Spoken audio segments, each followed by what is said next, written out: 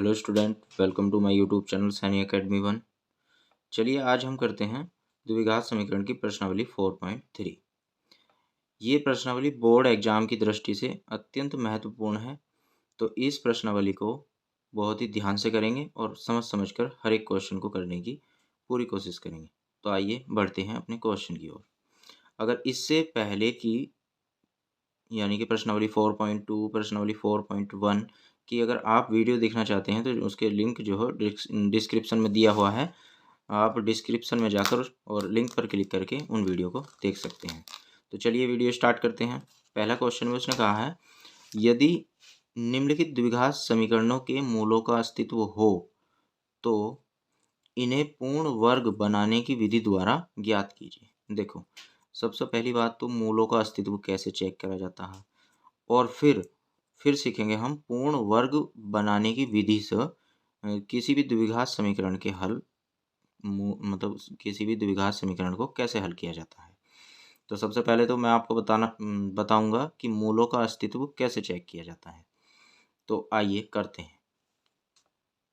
तो चलिएगा, मैं इस ही क्वेश्चन के थ्रू आपको बता दूंगा कि किसी भी समीकरण के मूलों का अस्तित्व है या नहीं, वो कैसे चेक किया जाता है।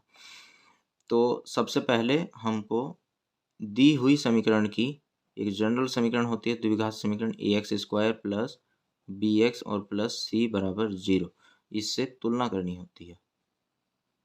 से तुलना करने पर तो यहाँ पर देखो x² का गुणांक कितना है 2, और यहाँ पर x² का गुणांक कितना है a। तो a की वैल्यू कितनी आ जाएगी 2। यहाँ पर x² का गुणांक कितना है -7, और यहाँ पर कितना है b। तो यानी b किसके बराबर हो जाएगा -7, और c किसके बराबर हो जाएगा यहाँ से 3। इतना तो आप कर ही सकते हो, ये तो वेरी सिंपल है। उसके बाद में हम यहाँ से निकालेंगे b² - 4ac, b² - 4ac। इसको ध्यान से समझेंगे क्योंकि द्विघाती सूत्र या श्रीधराचार्य सूत्र को अप्लाई करने के लिए भी मूलों का अस्तित्व पहले चेक करना होता है, तो इसको ध्यान से समझिएगा। तो सबसे पहले हम निकालेंगे b² - 4ac।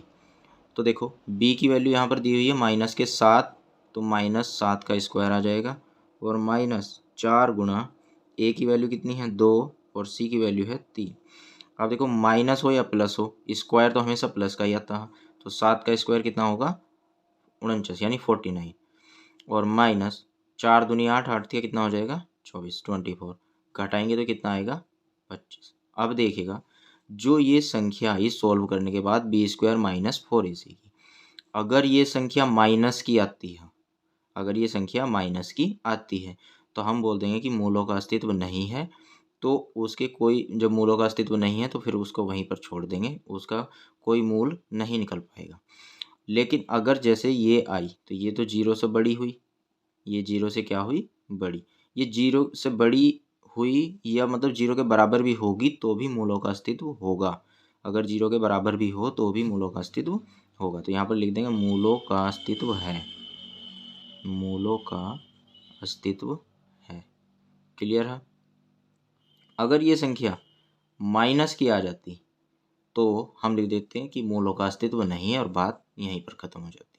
अब लेकिन मूलों का अस्तित्व है, तो अब हमें इस प्रॉब्लम को पूर्ण वर्ग बनाने की विधि से सरल करना है, यानी सिंप्लीफाई करना है। तो देखो 2x² - 7x और +3 बराबर 0, ये क्वेश्चन दिया है, और इसे हम कौन सी विधि से हल करने वाले हैं, पूर्ण वर्ग विधि से। तो देखो पूर्ण वर्ग विधि में करना क्या होता है कि जो भी x² का गुणांक दिया हुआ होगा, चाहे यहाँ पर कुछ भी हो, 3, 4, 5, 10, 15, 20, 100, 50, कुछ भी दिया हुआ हो, सबसे पहले जो भी दिया हुआ होगा उसी से भाग कर देंगे। तो यहाँ पर 2 दिया हुआ है तो 2 से भाग कर देंगे, 2 से भाग। तो यहाँ पर 2 से भाग करेंगे तो 2 से 2 कट जाएगा, तो कितना आ जाएगा 1x² माइनस, यहाँ से 2 पर भाग मतलब यहाँ पर 2 से भाग करेंगे तो यहाँ पर तो 2 से कटने वाली संख्या है ही नहीं, तो जहाँ पर नहीं है वहाँ पर सिंपली उसके अपॉन में 2 ही लिख देंगे, और x प्लस यहाँ पर करेंगे तो यहाँ पर भी नहीं कटेगा, तो यहाँ भी 3/2 बराबर 0 आ जाएगा। आई होप कि इतनी बात आपकी समझ में आई होगी। अब इतना करने के बाद में करना क्या है कि सबसे पहला काम तो हमारे क्या हुआ कि हमने जो भी एक्स स्क्वायर का गुणांक दिया हुआ था उसको 1 बना दिया, मतलब उससे भाग कर दिया हमने जो भी दिया हुआ था, तो 1 बन गया। अब फिर क्या करना है कि हमको देखना है कि x का जो गुणांक लिखा हुआ है वो क्या लिखा हुआ है। तो क्या लिखा हुआ है उसको साइड में लिख लेंगे, कितना 7/2, 7/2। फिर इसका हमको क्या कर देना है, आधा कर देना है। आधे का मतलब इसको 2 से भाग कर देनी है। तो इसके अपोन में पहले से ही 2 लिखा हुआ है और यहाँ पर आधा करने के लिए 1 और 2 आ जाएगा, सिंपल। देखो यहाँ पर जो भी एक्स स्क्वायर का गुणांक दिया हुआ होगा उसको आधा करके लिख देना है। तो जैसे ही 7/2 का आधा करेंगे तो 1 और 2 आ जाएगा और इस ही का वर्ग करके हमको यहाँ पर जोड़ना है और इसी का वर्ग घटाना है। कैसे, देखो एक्स स्क्वायर माइनस के 7/2x। अब देखो 7/2 जा कितने हो जाएंगे 4, तो ये आ जाएगा 7/4 और इसका वर्ग। ये क्या कर देना है हमको, जोड़ देना है और यही क्या करना है हमको, घटा देना है और प्लस ये 3/2।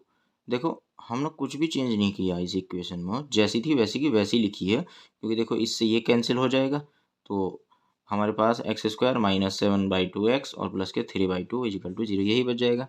अब देखो ऐसा हमने इसलिए किया क्योंकि ऐसा करने के जस्ट बाद ये क्या हो जाएगा, यहाँ से यहाँ तक a माइनस बी के होल स्क्वायर का फॉर्मूला बन जाएगा। यानी ये फॉर्मूला बन जाएगा x माइनस और जो भी यहाँ पर दिया हुआ है 7/4 और इसका होल स्क्वायर।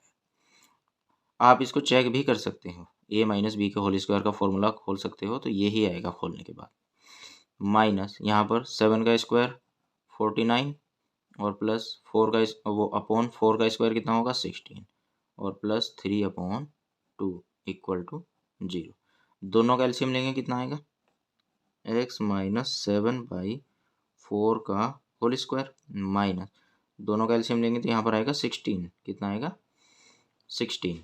अब 16 के पाढ़े में 16 एक बार आता तो 49 ही 49 और प्लस 2 के पाढ़े में 8 बार आता तो 8 दिया 24 बराबर 0। तो यहाँ से हमारे पास आ गया x माइनस 7/4 का होल स्क्वायर और माइनस 49 में से 24 घटाओ क्योंकि ये प्लस का ये माइनस का, तो यहाँ से बच जाएगा हमारे पास 25 और बटे में 16 बराबर 0। यह आ गया x माइनस 7/4 का होल स्क्वायर और माइनस का बराबर में लेके जाएंगे तो ये हो जाएगा प्लस का 25/16। क्लियर। देखो ये x माइनस 7/4 का होल स्क्वायर और इसको बराबर में लेके जाएंगे ये हो जाएगा 25/16। अब देखो स्क्वायर अगर हम बराबर में भेजेंगे तो अंडर रूट आ जाएगा, तो आ जाएगा x माइनस 7/4 बराबर अंडर रूट 25/16। अब देखो अंडर रूट जब भी लगता है तो यहाँ पर प्लस माइनस साइन लगाते हैं क्योंकि स्क्वायर जो होता है वो प्लस का भी प्लस होता है और माइनस का भी प्लस होता है, तो यहाँ पर माइनस भी हो सकता है प्लस भी हो सकता है। अब देखो 25 के गुणनखंड क्या होते हैं 5 गुणा 5 और 16 के गुणनखंड क्या होते हैं 4 गुणा 4। तो 25 के गुणनखंड 5 गुणा 5 तो वहाँ से एक फैक्टर बाहर आ जाएगा यानी 5 और 16 कहते हैं 4 गुणा 4 तो यहाँ से एक फैक्टर बाहर आ जाएगा यानी 4। अब देखो हमारे पास यहाँ पर दो चिन्ह बन गए, एक तो प्लस का और एक माइनस का। तो हम यहाँ पर एक बार तो प्लस चिन्ह लेंगे, प्लस चिन्ह लेने पर, प्लस चिन्ह लेने पर तो जैसे ही प्लस चिन्ह लेंगे तो यहाँ 5/4 प्लस का आएगा तो ये आ जाएगा हमारे पास x माइनस 7/4 बराबर 5/4। क्लियर। माइनस का बराबर में ले जाएंगे तो ये आ जाएगा हमारे पास x बराबर 5/4 और प्लस का 7/4। क्लियर। उसके बाद में दोनों का एलसीएम कितना होगा 4 ही आ जाएगा, तो जब एलसीएम सेम हो तो ऊपर के डायरेक्ट जुड़ जाएंगे तो ये आ जाएगा 5 + 7 कितना हो जाएगा 12 और 4 तिया 12 यानी x की वैल्यू आ गई हमारे पास कितनी 3। तो एक आंसर तो हमारा ये है। ठीक। उसके बाद में हम माइनस चिन्ह लेंगे यहाँ पर क्योंकि एक और चिन्ह था ना हमारे पास माइनस का, तो माइनस चिन्ह लेने पर तो जैसे ही हम माइनस चिन्ह लेंगे इस बार तो x बराबर आ जाएगा हमारे पास x माइनस 7/4 बराबर आ जाएगा माइनस के 5/4।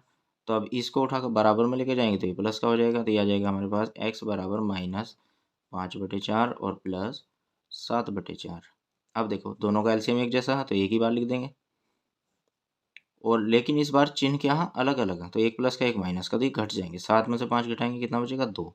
2 1 2, 2 दूनी 4, तो ये आ गया 1/2। तो यहाँ से हमारे पास x की वैल्यू आ गई 1/2। तो आई होप क्वेश्चन आपको अच्छे से समझ में आया होगा। आप इसको एक बार सेल्फ ट्राई कीजिएगा, अच्छे से समझ में आ जाएगा। वीडियो को पूरी देखने के लिए धन्यवाद। और अगर आपको हमारी वीडियो पसंद आई हो तो वीडियो को लाइक करें, शेयर करें और कमेंट करें। और अगर आप हमारे चैनल पर नए हो तो चैनल को सब्सक्राइब करें।